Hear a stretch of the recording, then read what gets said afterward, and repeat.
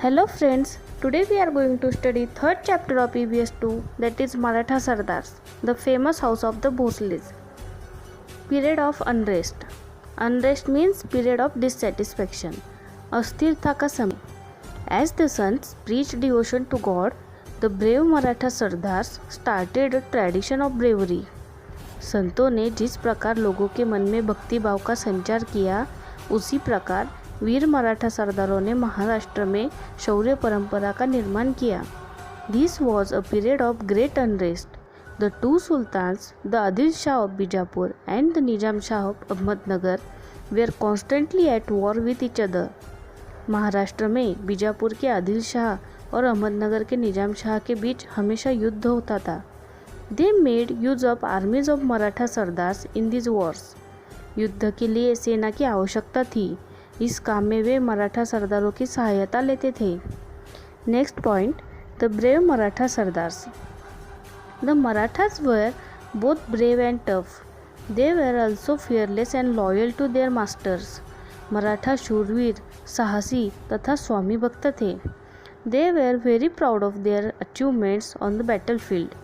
युद्ध में बड़े बड़े पराक्रम दिखाना उनके लिए गर्व की बात थी. The brave Maratha soldiers with a spear in hand and a sword at side would ride in his Sardar's cavalry. हाथ में भाला, कमर में तलवार लटकाए साहसी मराठा जवान घोड़े पर सवार होकर अपने सरदारों की सेना में शामिल होते थे.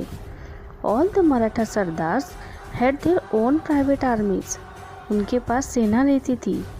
If such a Sardar went to the Sultan with his army, the Sultan gave him employment, made him a Sardar of his kingdom, and sometimes conferred a Jagir upon him.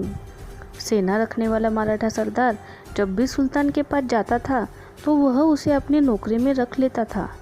सुल्तान उसे सरदार का पद देता था, कभी कभी जागीर भी देता था. The sardar who received such a jagir considered himself as raja. जागीर पाने वाला सरदार अपने आप को उस जागीर का राजा मानता था. There were many famous Maratha Sardars at the court of Ahmednagar and Bijapur. Ahmednagar और बीजापुर के सुल्तानों के दरबार में कई बड़े बड़े मराठा सरदार थे. The more famous among them were the जादव्स of Sindkhed, निंबाळकर्स of Phaltan, घोरपडेज of Mudhol, मोरेज of जवळी, भोसलेज of Verul. उनमें सिंदखेड के जाधव, फलटण के निंबाळकर, मुधोल के घोरपडे, जावळी के मोरे तथा एलोरा के भोसले आदि प्रमुख सरदार थे. The Sindkhed Jadhavs were descendant of the Yadavs of Devagiri. Jijabai, the mother of Shivaji Maharaj, was the daughter of Lakhojirao Jadhav Sindkhed. Sindkhed के जाधव देवगिरी के यादवों के वंशज थे. शिवाजी महाराज की माता जिजाबाई सिंदखेड के लखोजी जाधव की बेटी थी. Next point, tradition of valour, शौर्य की परंपरा. All these Sardars were brave, but many of them were sworn enemies of one another. ये सरदार बड़े शूरवीर थे, परंतु उनमें से कई सरदारों में परस्पर बड़ी शत्रुता थी. They never thought that they should unite and do something for their own people. संगठित होकर पारस्परिक हित के लिए कुछ करना चाहिए, ऐसा विचार वे कभी नहीं करते थे.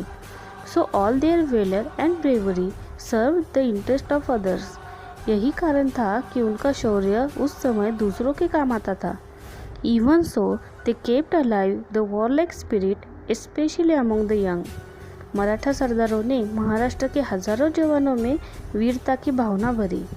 Many famous soldiers were born in their families who kept alive the tradition of valor. उन्होंने बहुत से पराक्रमी वीर तैयार किए. उन्होंने महाराष्ट्र में शौर्य परंपरा को जीवित रखा. Among the famous families, the Bhosles of Verur showed great bravery and enterprise. Maharashtra के शूर घरानों में से एलोरा के भोसले घराना बहुत ही बहादुर निकला. Next point, the temple of Krishneshwar. It was about 400 years ago. The temple of Krishneshwar near the Verur caves was falling to pieces. लगभग 400 वर्ष पूर्व की बात है. एलोरा की गुफाओं के पास कृष्णेश्वर का सुंदर मंदिर जीर्ण अवस्था को प्राप्त हो चुका था. The walls had developed cracks. उनकी दीवारों पे दरारें पड़ गई थी. The priest also had deserted the temple. मंदिर का पुजारी भी मंदिर छोड़कर चला गया. Thus, the temple which was built in honor of great God was totally neglected. इतने महान देवता और उनके मंदिर की ऐसी दुर्दशा. All the devotees who came there mourned over the sorry state of the temple. उस मंदिर को देखकर भक्तों को बड़ा ही दुख होता था. But no one thought to repair it. आगंतुक भी पीड़ा से भर जाते थे, किंतु उसकी मरम्मत करने की बात कोई नहीं सोचता था. A great devotee of Shiva visited the temple regularly. एक शिव भक्त रोज नियम पूर्वक उस जीर्ण मंदिर में आता था. He would put the flowers and betel on the lingam and express his innermost thoughts to the god. वह शिव भक्त बेलपत्र शिवलिंग पर चढ़ाता था, हाथ जोड़कर अपने मन की इच्छा भावना शिव से कहता था.